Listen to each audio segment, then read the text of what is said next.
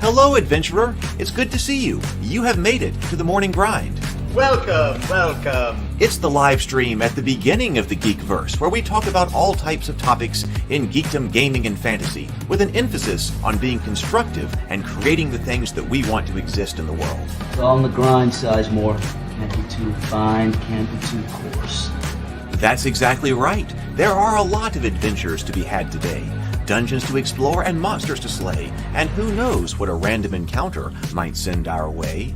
That's why we have to prepare, so settle in now for the morning grind with your favorite beverage in hand. Tea? Or maybe something a little stronger. I've got a few bottles of the old Wynyard left. Whatever you want. Pull up a chair. Dude. If you're feeling fancy, how about a cappuccino? Or a frappuccino? Or how about an espresso? Just tea, thank you. Sounds good to me, Gandalf. Whatever you want. I'm just glad you're here. Everyone is welcome. You can just watch if you want. You don't have to worship anything you don't want to worship. Thank you, Mike. But be forewarned. Sometimes we get really strange characters around here. Wait, what's that you say? Why can't you come and be a part of the stream? My wife would disown me. Oh no, I bet she'll be fine with it. Come on in. Am I scared for my safety? No. What are we supposed to do? Everybody do the secret handshake.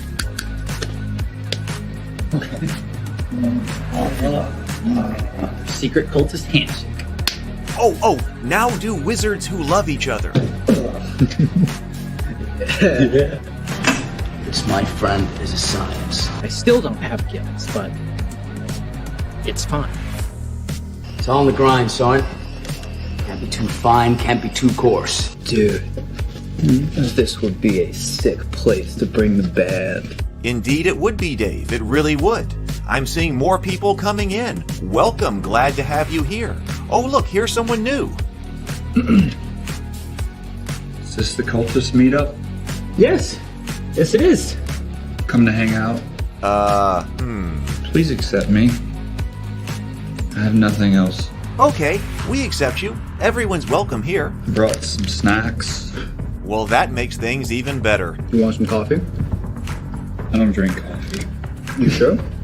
It's cultist coffee. What makes it cultist coffee? I'm a cultist and I'm drinking it. Oh. Then I'll have some. What exactly is going on here? I'm seeing more people coming in. Welcome. It's so great to have you. Oh, and look, here comes another stranger. Can we help you? Yes, fellow cultists. I could really use some food. Oh yeah? Welcome. We have donuts. Oh, it's me. I'm glad I'm here. I'm sure you have a few questions for me, though. What's your name? Who do you work for? What god do you worship? Great questions, Rob. I'm Steve King, and I worship Nyarlathotep. No, not really. I'm just Heath, and I won't be worshiping anything this morning. But I will be your host. Welcome to the office. We're going to have a great time. I've got my coffee ready, because now it's time for the morning grind. If you could become a fish, that would be amazing. Then I could command you with my mental fish powers.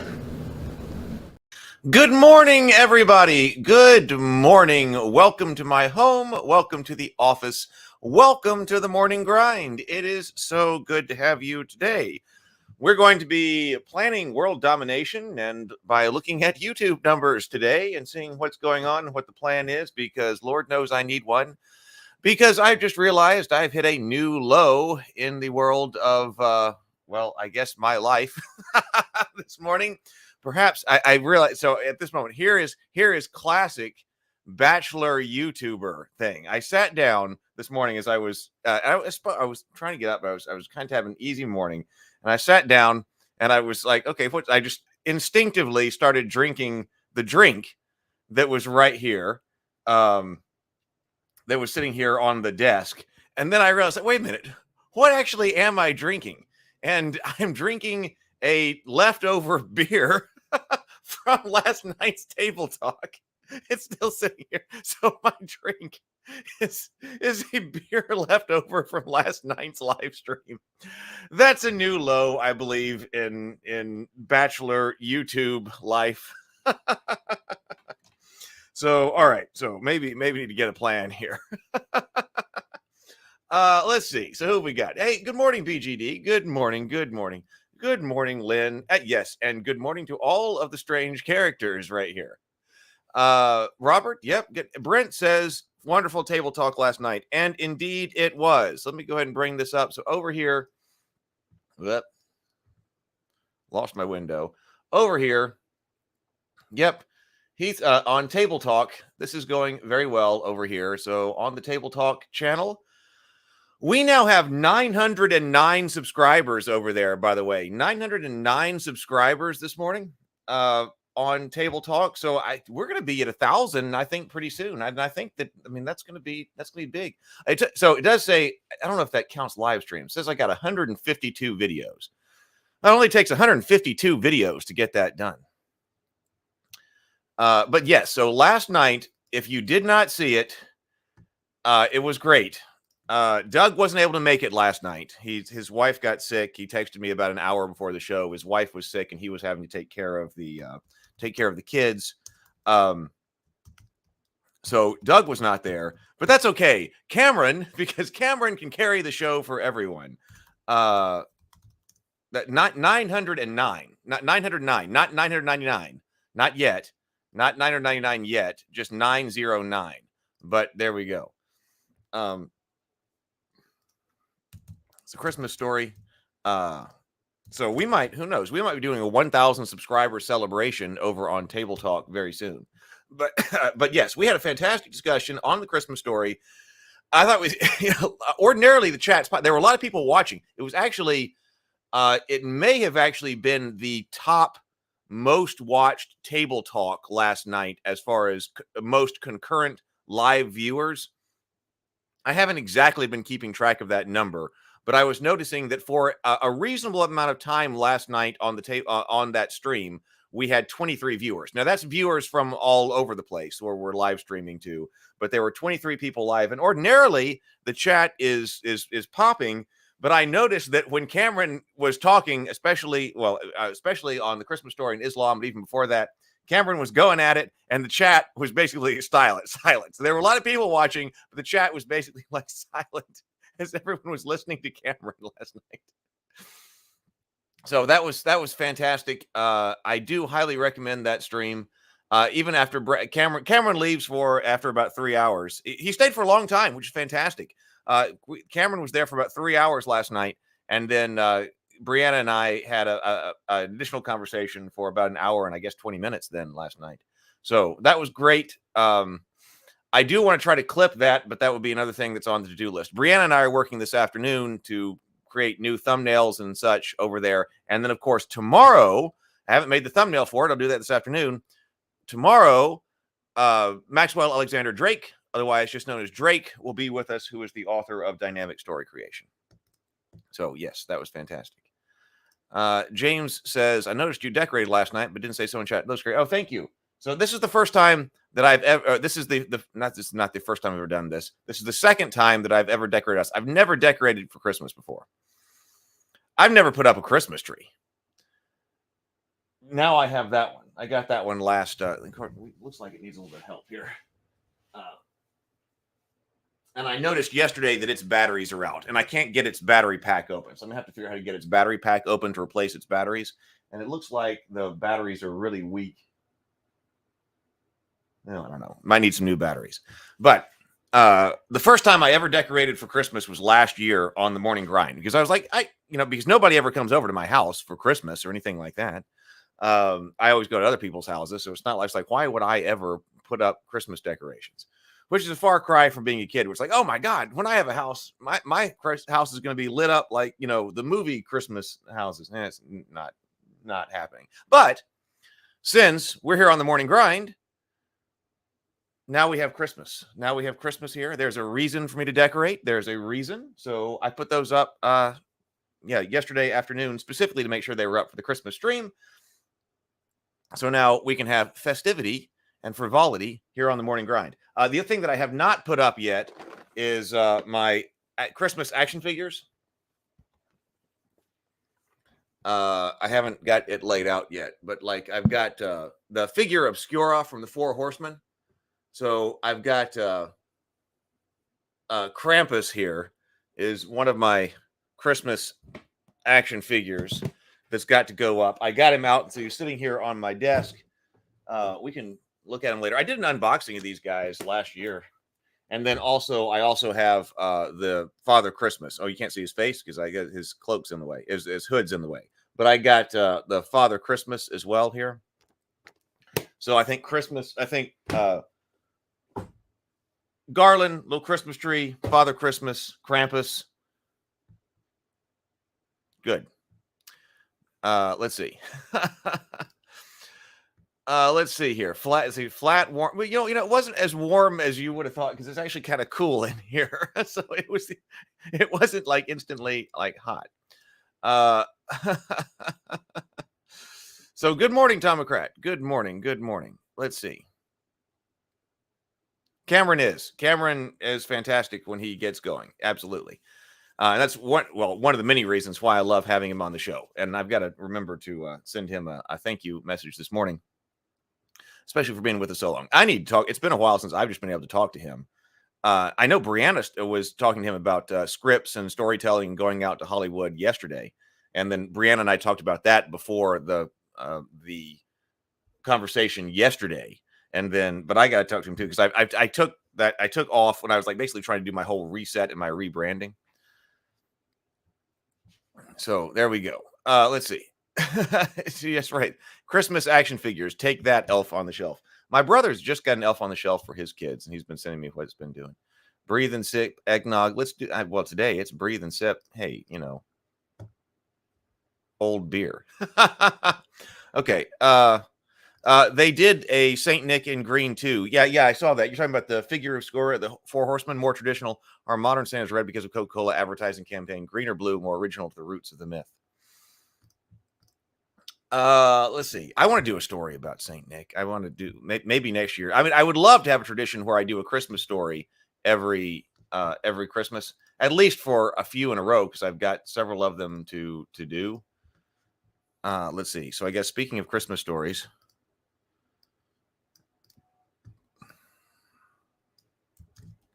I guess we can check out the Trial of St. Gabriel, see how it's doing this morning.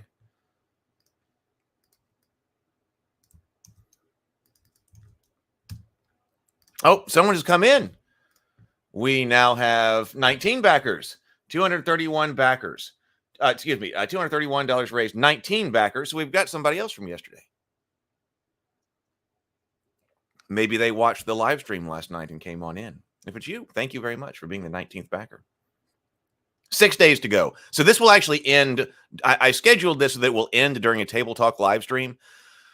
So we were going to be talking about Star Trek 6 on Tuesday, but Brianna is going to be here next Tuesday, uncharacteristically, because she's changing up what day she's going to be on the show. We're going to do a movie. So we'll break. We'll see the countdown of the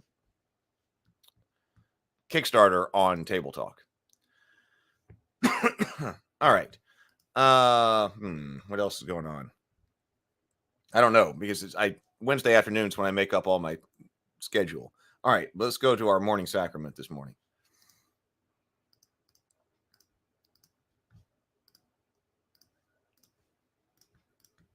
All right, everybody got your favorite beverage this morning? I have last night's beer. All right. Whatever you got. Coffee, tea, milk, whiskey, frappuccino, flat beer, whatever it is. Let's Sable says you can't do super chats over here.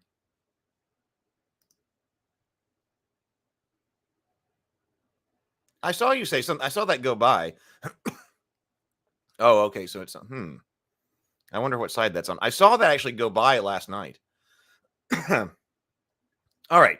So everybody got your beverage this morning? Let's take 2 deep breaths, complete inhales, complete exhales, and then take a sip. Okay, here we go.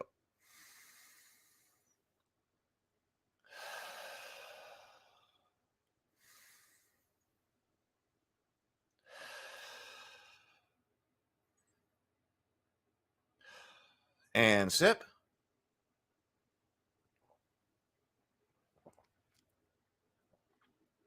And there we go. All right, now our reading from Turning Pro.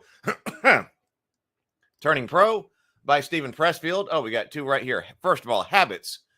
This book is about habits. The difference between an amateur and a professional is in their habits. An amateur has amateur habits. A professional has professional habits. We can never free ourselves from habits. The human being is a creature of habit, but we can't replace bad habits with good ones. We can trade the habits of the amateur and the addict for the practice of the professional and the committed artist or entrepreneur. It may help as a jumping off place to consider the interior world of the most passionate and tragic creature of habit, the addict. Beautiful losers. Have you ever noticed that addicts are often very interesting people? Addiction itself is excruciatingly boring. It's boring because it's predictable. The lies, the evasions, the transparent self-justifications, and self-exonerations.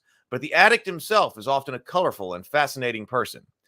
If he's been a substance abuser for any length of time, the story often reads like a novel, packed with drama, conflict, and intrigue. If the addict's drug of choice is alcohol, the narrative is frequently one of job loss, domestic abuse, divorce, abandonment of children, bankruptcy. If class 1 narcotics are the culprit, the tale often includes troubles with the law, crime, prison time, violence, even death. Of course, you and I can be addicted to any number of things, to love, to sex, to worship of our children or our parents, to dominance, to submission. We can even be addicted to ourselves. See Charlie Sheen, Donald Trump. Such individuals can be absolutely fascinating. At the same time, they're as boring as hell. What then is the connection between the addiction and resistance?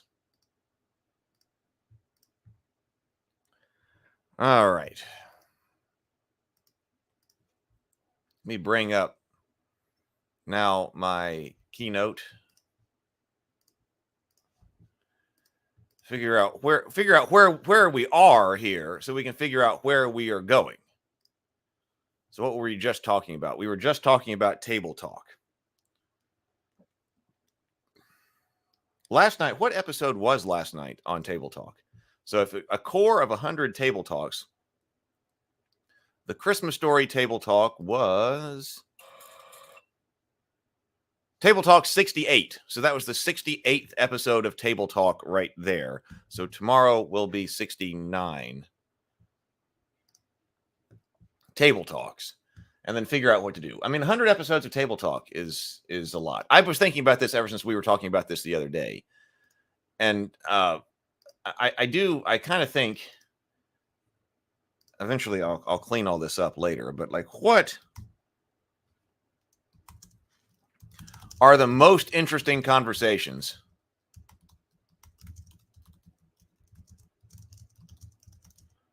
I can have in the Geekverse? Because, I was trying to say, we were saying, hey, like, it could be just movie reviews. But if it's just something like a movie review, we can't do what we did last night, and that was fantastic. So I'm kind of thinking a lot about this right here. Having, when we have somebody on, when we are talking to somebody or have a topic, who to have that conversation with, who are the most interesting people that we can have in the Geekverse on to have a conversation. I also realized, I'm not going to do this right now, but I should probably also be keeping track of other social media outlets, because like there is a Table Talk TikTok, and I haven't checked it in a while. I haven't even posted to it in a while because I haven't made shorts lately. And I do like the shorts because the shorts are able to be posted in 3 places. They can be posted to the YouTube channel. They can be posted to an Instagram channel, an Instagram account, which there is also a Table Talk Instagram for the shorts. And then they can also be posted to TikTok. So just because one particular short doesn't work terribly well on one, well, it might work well on another, for instance. And I was talking about, and people do say like, gee, you spend a lot of time on live stream. Yes. Now, I wish I were able to get the clipping. We had some problem with clipping, technical problems with getting clips done of Table Talk. But if you record Table Talk on Tuesday and Thursday nights, then yes, not everyone has time to watch the entire stream. People might discover Table Talk and other things as well by the different clips that have come out of it that are shorter, like 6 to 8 minutes. Good morning, TSL Frontman. Good morning.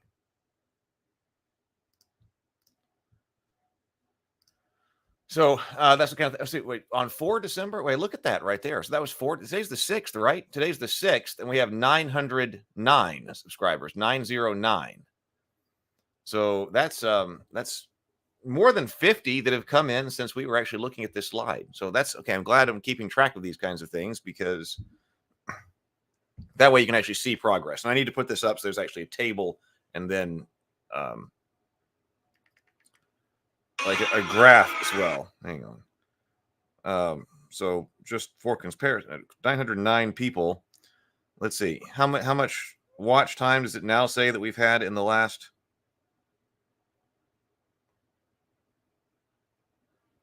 28 days? Oh yeah, that's 8,500. So we've had almost 2,000 views on Table Talk in the last 2 days since we sat here. So I think that's pretty good. We now have 8,500 views today. How many in the last 48 hours? In the last 48 hours, another 2,024 views. Ah, all right. So, all right. Track, and then you can notice where you are. Know where you are so you know where you're going.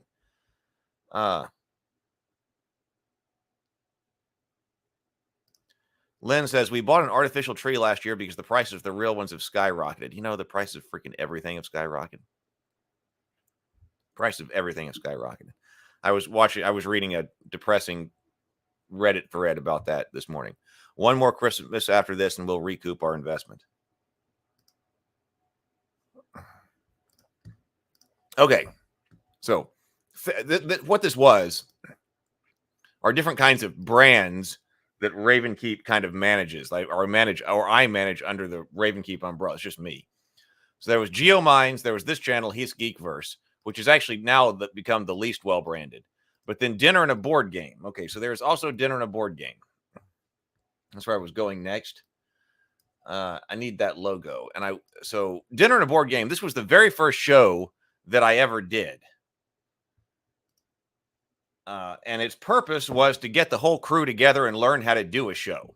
So that's why we did. Man, when we were doing the first season of Dinner and a Board Game, we sometimes shot 2 episodes a day. There were 10 episodes in the original Dinner and a Board Game season. And so I attacked this, and I said, because I was afraid it wasn't going to get done. Brianna was down here staying at the house in advance of the cultists. And I was like, first of all, we got Brianna down here, so she needs to be a part of this. And we only have her for a limited amount of time. And I was afraid that if I didn't do it, then it just wasn't going to happen. So we just freaking attacked making Dinner and a Board Game episodes. That is best on its own channel.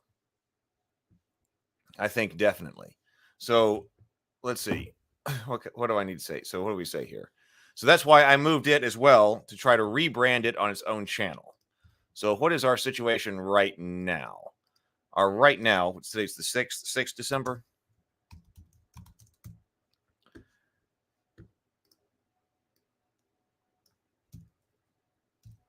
Let me go over here. Let's see. I can go over here. How many views? Total views.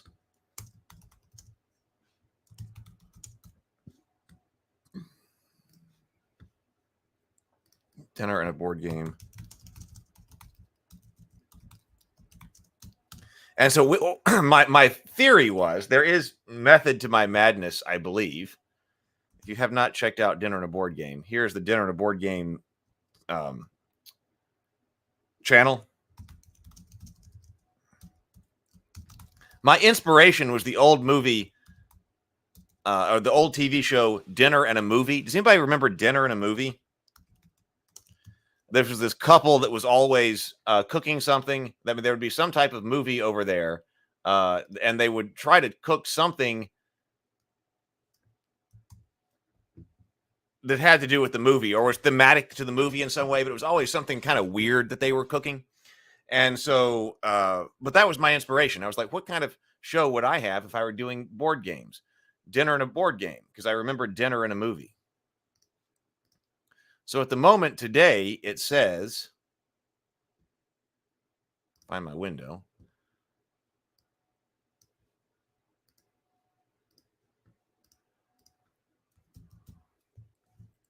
$49,167 views on the dedicated Dinner and a Board Game channel. I wish I had a dedicated producer, like to be like an associate producer for Dinner and a Board Game. Not quite ready yet because I'm still moving some episodes from this channel over to Dinner and a Board Game, that dedicated channel, releasing them on Sunday nights.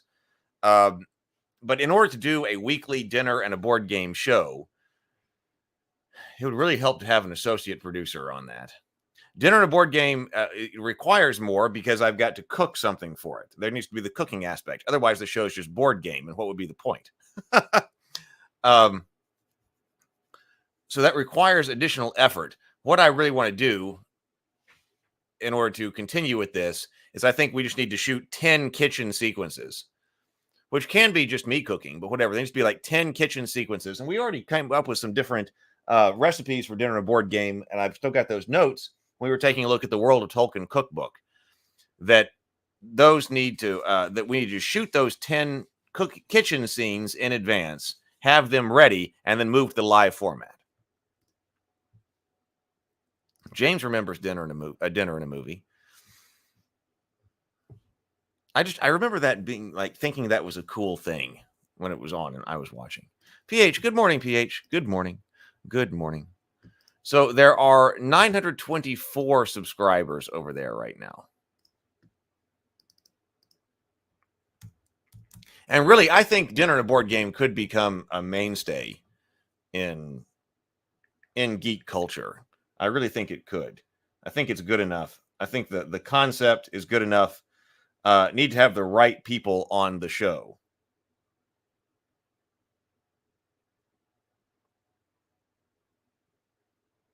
Yeah, see, right now that channel is not viewed because I haven't spent a whole lot of time on that. So that's like 29 views in the last 48 hours. No, excuse me. In the last 48 hours. Yeah, 48 hours. Yes. And then 368 in the last 28 days. Public watch hours, like 193. Yeah, so all right. That one needs work. I think it's a lot of fun. Good morning, Vision. It's so good to see you.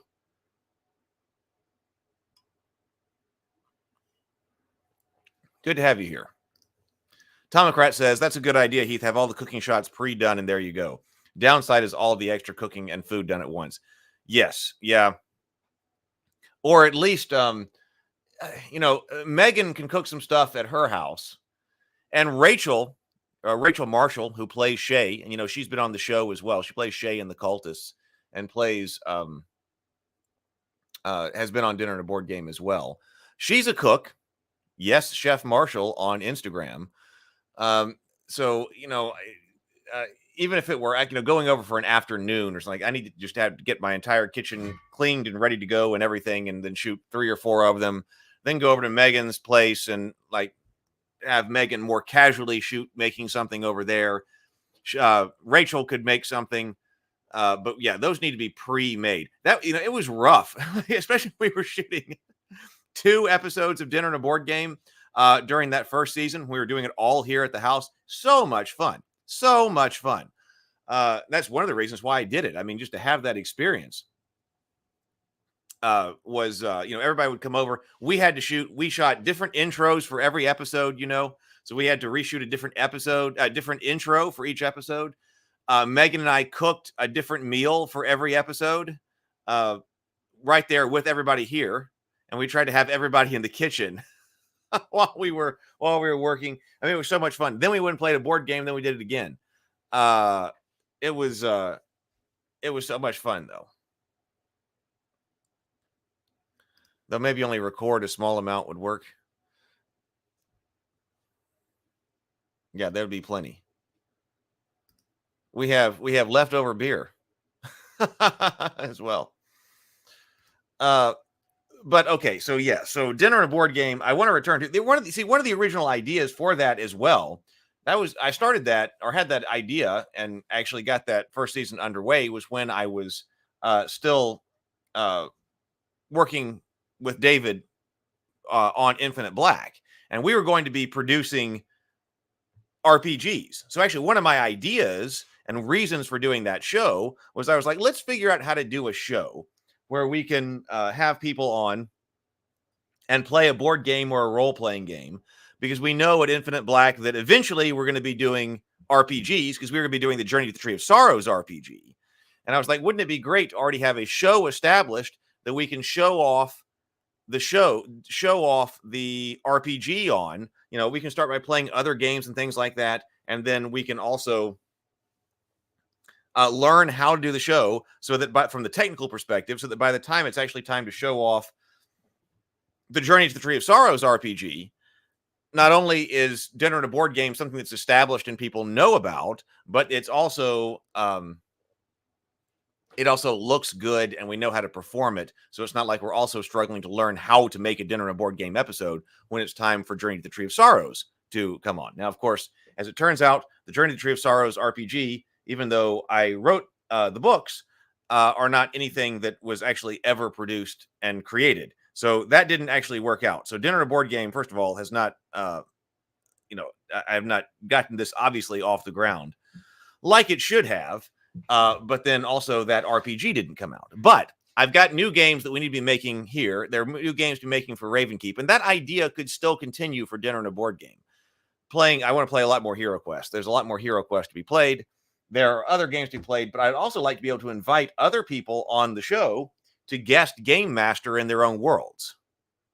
I think that'd be a lot of fun. Like do a one-shot game for game mastering in, Lou's world, for instance. Actually, last night people were talking about how great it would be to have Cameron game master a game of Dungeons and Dragons, and I think it really would be too. I wonder if he would do that. So invite people on. You have to organize it. I mean, that's going to require more organization as well. That's why having an associate producer for Dinner and a Board Game, that would really help. So at the moment, I'm still releasing material over on Dinner and a Board Game, trying to get caught up, kind of like I was doing with am doing with the table talk episodes and also the cultist episodes. But Dinner and a Board Game is not directly on my mind right now. All right. So what really is going to be on my mind? Well, which one do we want to do next? There's going to be a lot to say about the cultists. Good morning, Andrew. Good morning. Brent says a one-shot with Cameron DMing would be amazing. Yeah, I know. It would be like one of the major draws of the internet, wouldn't it? Even let Doug run one of the Byzantine Empire.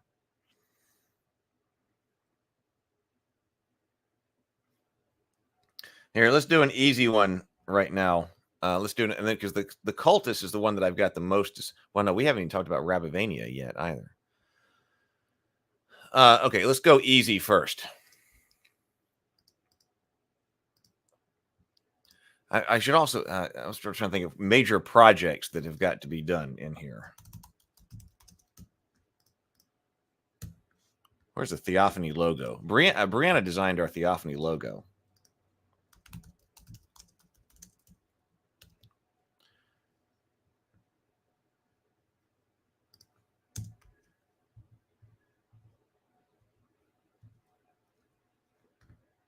How about this?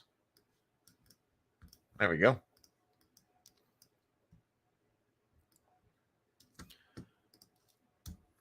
Cleaning these up, make them all branded like pages and things like that.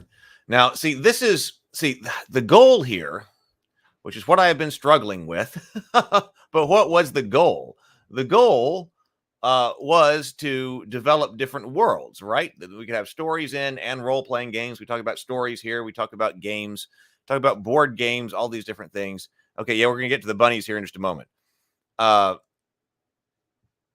yeah, see, I think it does too. I think she does a great job. You put Brianna on the graphic design things, and she does a great job. She needs if you have graphic design work, or you know somebody who is needs a graphic designer, Brianna's out there. So this is the one that is. So we're supposed to do that. That's the overall goal. So the goal was we have these different worlds that have stories in them, games in them, action figures in them. That was the goal that I was actually trying to get to. And one of the things that you could use to promote the games is by hosting the games on Dinner and Board Game show. Eventually, start by doing other people's shows, but then when Ravenkeep has like a Theophany game or something, then it can be shown on Dinner and a Board Game. That would be fine. So right now, Theophany, this is the one that tells the story of the fall of Satan. As Andrew has noted, there isn't any, or recently there wasn't any videos on that channel. So there's not a whole lot to talk about right here. I did put the trailer for the Trial of St. Gabriel up there, even though the Trial of St. Gabriel is Theophany adjacent, but it's not technically canon within that world. I did, let's see, so goal here. Immediate goal, or not immediate goal, short term, but even though it's not right now, short term, how do you bring something like this out and even show people what this is? It needs to have, I think, 15 to 25 videos. 15 is probably more realistic. Let's say 15 videos that explain what Theophany is. And I had actually written that. I've got the Sephirosh Kobiel. Oh, let's see. BGD says, videos of RPG actual plays featuring original settings and rules content hitting the market seems like a no-brainer because that style of content is widely known and already popular. No need to sell it. Yes.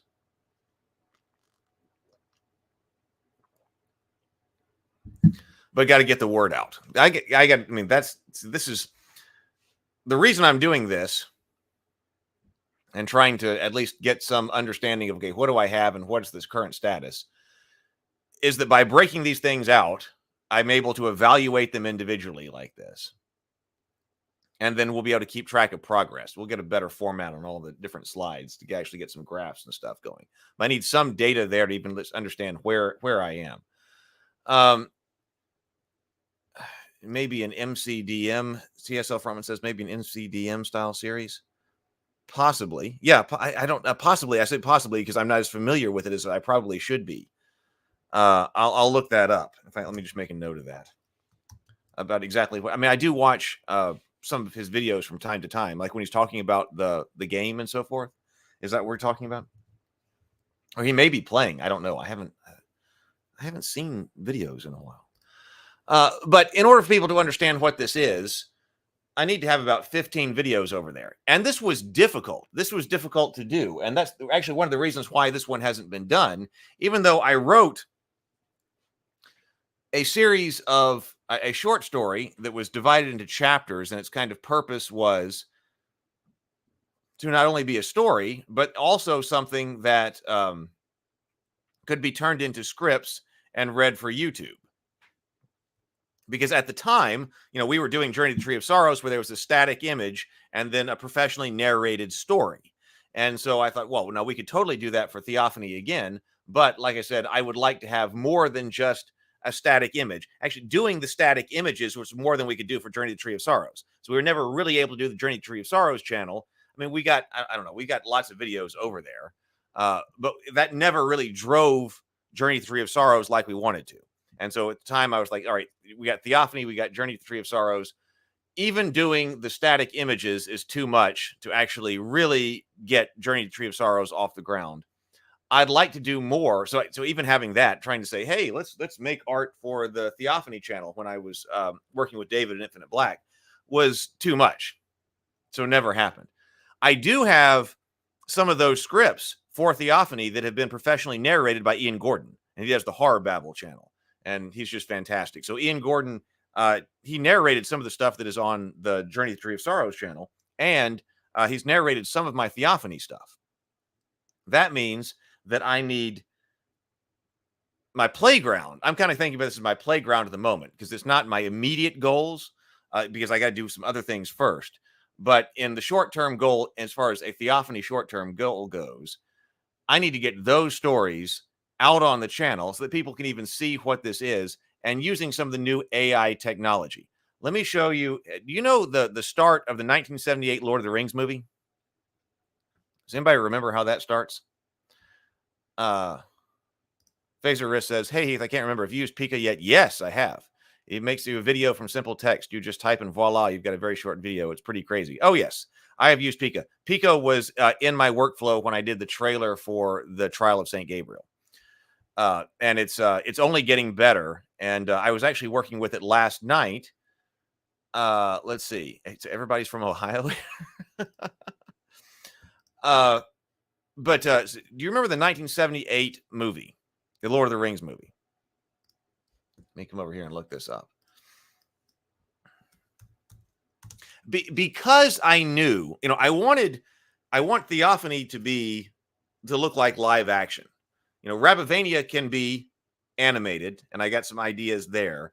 But Rabavania can be animated, but I wanted Theophany to look like live action.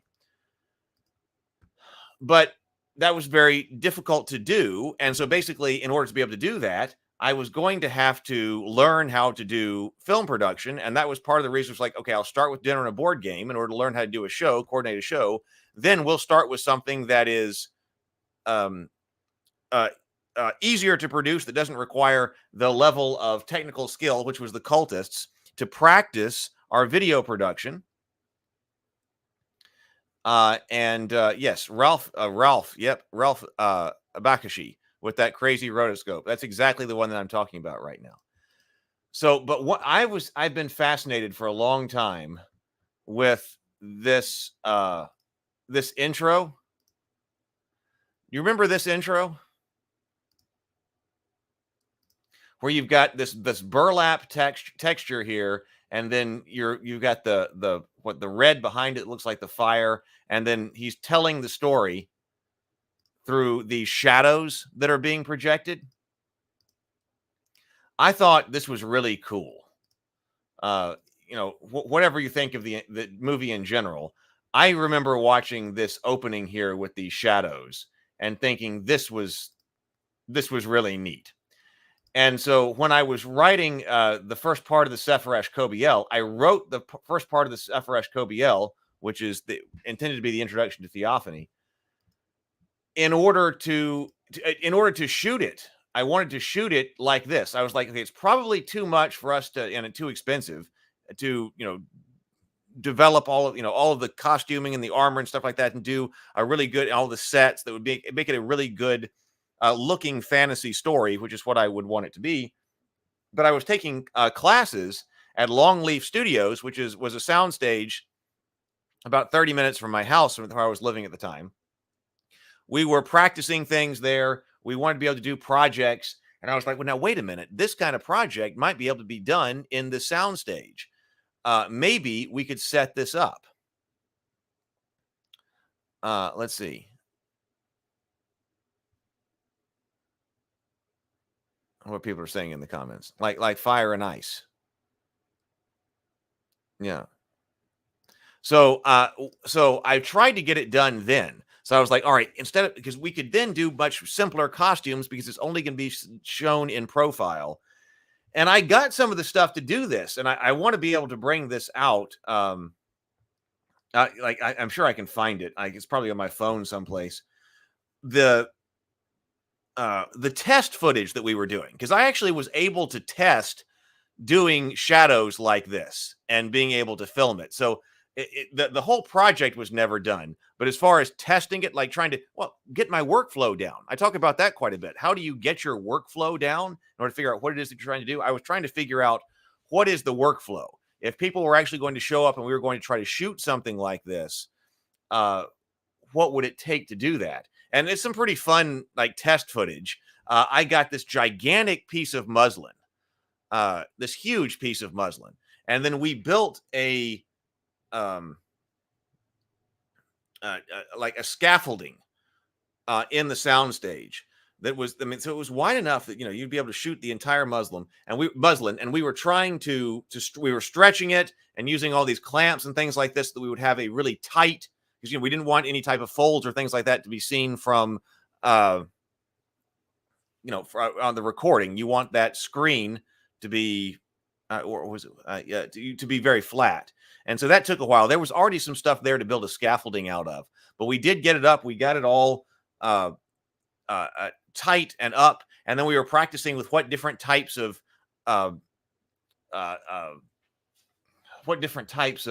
lenses and or lights needed to be behind us and what the distance was and what type, what type of light that was available there at the soundstage was actually going to be able to produce these type of shadows. And like it's actually a little bit more you can only have one light, really, we found, because some of the early tests you'll actually have two shadows on the screen, and that didn't work. Like in this type of thing, we're talking about one shadow that's being projected onto the screen.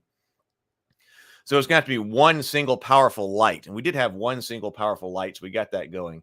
And the fun thing about actually doing the actual shadow projection was that the shadows morph and distort in the as people are moving from one side to the other and things like that. And we were shooting it, so we've got fun video of like people dancing and things like that behind it, doing these shadow dances, and that was fun, but still a lot. Andrew says you might be able to do it using shadow puppetry. Japan has some traditional shadow puppets that look great and are much cheaper. Not sure how far you are from Atlanta, but they have the Center for Puppetry Arts. Puppet people are fun and often very economical. Yes, that is a good point. Actually, I think Brian might have worked with the Center of Puppetry Arts. I think, Brian Colin, who is the creator of the Vast Grim. He's a friend of mine, and he actually did puppets for one of his worlds.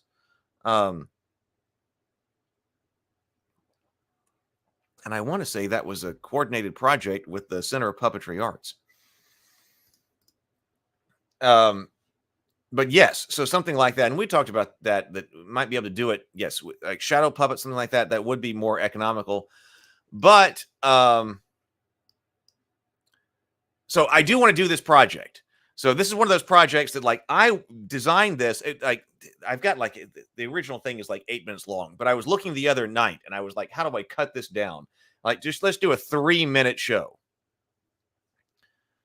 like a 3-minute video in order to do this. Now, it can't be all of Theophany because I don't think you're going to watch all of Theophany like this. So I think I can do other things. I talked about, well, maybe each different one could be a different style of animation in order to practice different styles and things. I think it'd be better if it's all got one consistent look, which is now, I think, possible through the AI generation. So all of a sudden doing something that's photorealistic or live action like, that looks like live action, I think is suddenly possible. But I still, as a test, my next test of an AI film project is going to try to create this, to create something like this. And actually get that done. So that one can be over there on the Theophany channel because it will be the very first part of Theophany. And so I was experimenting. See, this is even Pika Labs. So I'll show you this. This is just, I'm not going to, there's not much here, but this was like a couple of nights ago. I was like, you know what? I think it's about time to try to do this project. And so I was like, all right. So because of what I had learned from doing the Trial of St. Gabriel trailer, look at that. There's not much to it, but you guys get to see it. I was like, can I try to start recreating this effect and do all of this digitally? And I think now I can. I think that now actually there is the technological capability to not have to do all of that. And of course, you don't get the fun of doing something physically like the shadow puppets, like Andrew was saying, but that's what I've been saying, that absolutely everything is coming here to the, everything is coming back to here at the computer. Andrew says, very cool. I do love puppets. Did you get to tour Henson in the Creature Shop? Did get to tour Henson in the Creature Shop. That must have been fun. But not seeing the NYC stuff.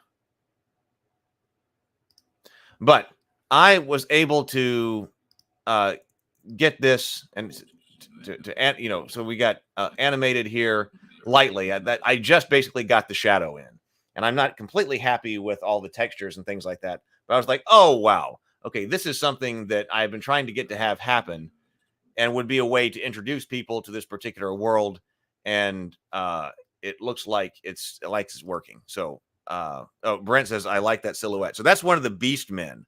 The angels, the primary opponent of the angels in this opening are the goat men. They're goat men, the beast men of Baal. So like, God has his angels, and there's another God that has the beast men. So these are the primary opponents of them. So I'm going to to play with this. This is my pet project as I continue to try to expand my AI assisted filmmaking capabilities. So we will see how that goes.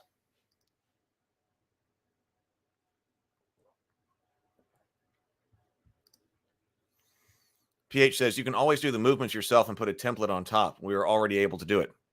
I'm talking about animating like character animation. Well, like you know, you can do things where you're like just with a webcam now, or if you've got the character, you can move an arm or something, and then it also does, the character does that. So yes, and in fact, I was looking at that technology for quite a while. So this is my next AI experiment.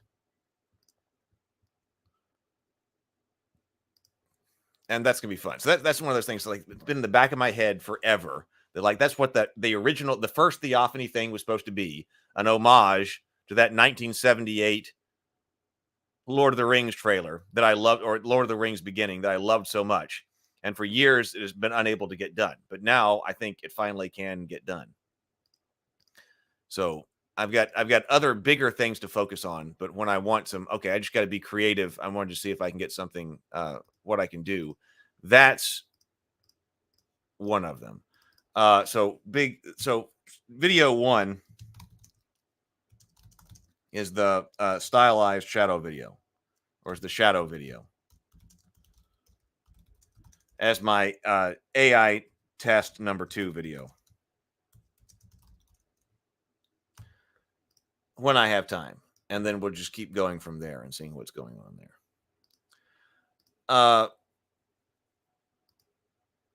Okay, Rabivania.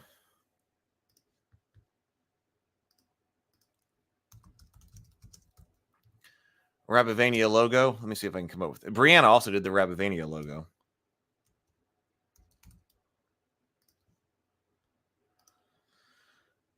But its situation,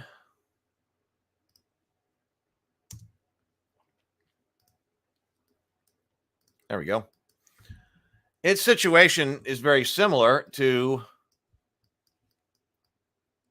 Theophany in the sense that it was the same idea. If I can get this idea to work, then I think we've got an engine for creativity that everybody says you can't do. But if I can get it to work, then there's engine for creativity.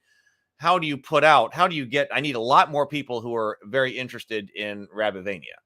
I have some amazing products that are prototyped for Rabivania. This is what Andrew was talking about. And unfortunately, I tried marketing them and I didn't get the response that I needed to, but I needed some way. So first of all, amazing, what I think is an amazing action figure line.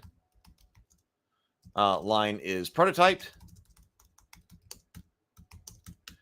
I do have the RPG World Guide, World Primer written. Let's call it drafted. Not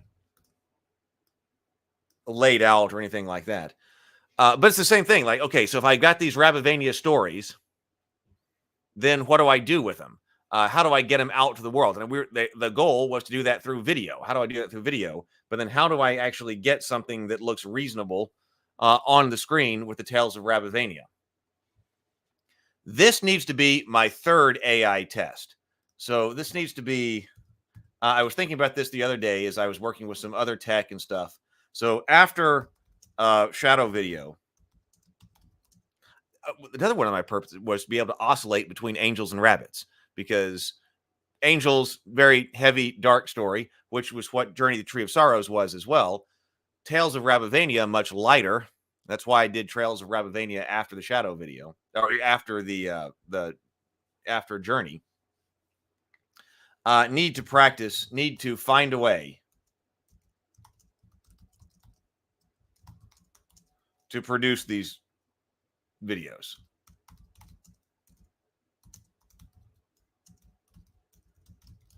And I think one way to do this, I wanted to draw inspiration anyway from 1980s cartoons.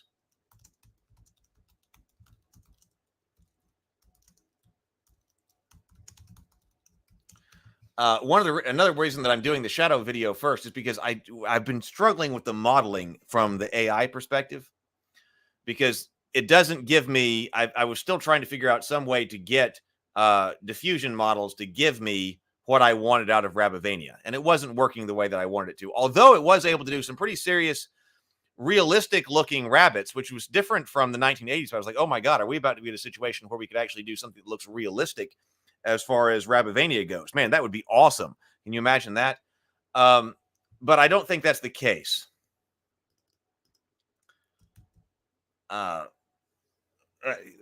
not able to create exactly what I want to anyway with that. But I think so. After the shadow video, in the downtime creative time, after I do the shadow video, I really need to turn around and figure out how do you actually get Rabavania up and running if you were to draw inspiration from like the 1980s cartoons. Can you use today's tech in order to produce those videos? Like, another 15 videos short term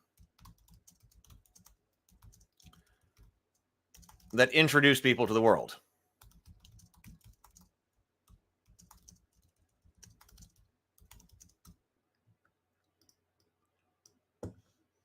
Let's see what people are saying here. PH says, I believe is Wonder Studio the tool which replaces you with a CG character? There is, let me look that up. I know that Adobe Character Animator will do it. Wonder Studio? Well, apparently I've been here before. Oh. Okay, this isn't what I thought it was, but I have seen this. Yeah, okay, I haven't gotten to play with Wonder Studio yet, but that's the one where, yes, you can do something and then it's even record yourself and then replace it with a CG character. Yes, I need to see how we're doing, how this is going, because that could be very useful. I know that like Adobe Character, because there's also the software that people have been using to be like VTubers, that people will use if you create an AI, like a cartoon avatar, and you want that to be your live streaming presence or your Facebook or your YouTube presence. There's software that does that, and Adobe Character Animator, Adobe Character Animator could be one of them.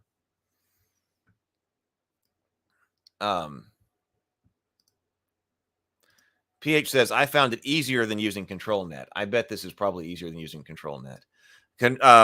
I want to play around with ControlNet, but that's one of the things that I was talking about when we've got a bunch of different steps to have to go through. None of them can be very complicated. And automatic 1111, ControlNet, I started to get into that, but you go deep real fast, which is great in what it can do, but it's also not easy. Vision says, it must be hard for AI to compile rabbits like that. I wonder if you can scan original artwork to help it along. Well, yes, probably, but I was still having a hard time of that. It's not the skeletal structure that's the problem. That's actually not it. I can get it to, like, if you tell it to do like a hybrid rabbit human, it will do that. So actually the body form of the rabbit isn't the main sticking point. It's getting the rabbit armed, armored, and clothed correctly. That is the problem, because I've got very specific looks that I want for their armor and for what type of clothes and tunics they wear, and how you would have to do that. Well, I'm still not exactly sure. Now, I know that you can train different models and things, but maybe I would just need a lot of more artwork that shows exactly what they are and train it on that. That's my new thinking anyway. But then what artwork needs to be created first in order to train that? I don't know. So it actually right now it's more about, because if you tell Midjourney, for instance, right now, or Stable Diffusion, that you want 13th century Milanese armor, it has no idea what you're talking about. It has this very vague understanding of what medieval armor is, and that looks well, I mean, it can look terrible. Actually, it can have, there's not supposed to be a fantastical look, and it really doesn't understand that. It understands like knight and armor, and it gives you something that looks like knights and plates, stuff like that. So that's not working. So I'm thinking that, well, by the time the shadow video is done, who knows where the tech will be, and I can try that out again. I can see what the tech is, but I kind of think going back to this idea of drawing inspiration from the 1980s cartoons, being very efficient with animation would be an important thing. And then it's possible that it could get done. So my third AI video test needs to be doing something in the Tales of Rabavania, I think. And it sure would be great if there needs to be a cultist launch, which we'll talk about the cultist next, but probably tomorrow. There needs to be a cultist launch next year, and then I think it would be a Rabavania launch, because I've got these amazing products, but I need to be able to show people what Rabavania is and why it is so cool. And it's also one of my reasons for starting with action figures for the Rabavania anyway, is because He-Man had action figures. And I was like, well, maybe one of the product lines for that could be action figures. PH says, I used Wonder Studio with my kid once. We recorded ourselves on a green screen, and then I changed ourselves with Wonder Studio and inserted a background. Characters and background created with AI. It was quite easy. Okay. That one's one I need to play with. There's so much out there to play with. I remember this one, but I haven't ever actually tested it out. So I'll try out Wonder Studio. Let you know what happens. All right. Well, we've been going for an hour. I have got stuff I got to do, especially before Brianna and I work this afternoon. Andrew says, lots of action figures stand without media now, or maybe a comic book. Yeah. But it was the advertising expense was way too high for what I was doing. It was not a sustainable practice, because I had no prior like audience for action figures. So I was trying to get action figure people, and that was expensive. If you talk to Bobby Vala, he launched Valaverse on his own. Let me write that down.